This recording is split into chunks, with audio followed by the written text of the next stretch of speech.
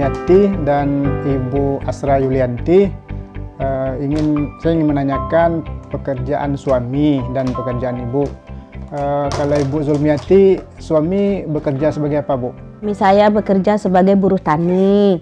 Saya ibu rumah tangga mengurus anak. Suami saya bekerja sebagai tukang pangkal. Saya ibu rumah tangga. Kami mengundur diri secara sukarela karena sudah merasa malu pun menerima bantuan dari PKH, dan kami harapkan kalau bisa berikan kesempatan kepada saudara-saudara kita yang belum dapat. Apa manfaat yang Ibu rasakan setelah mendapatkan bantuan PKH?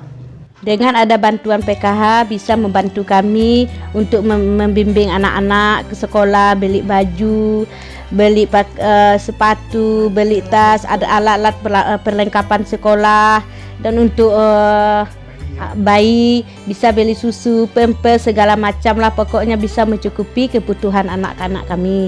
Kemudian apa pesan yang Ibu sampaikan kepada kawan-kawan atau saudara-saudara yang penerima PKH lainnya?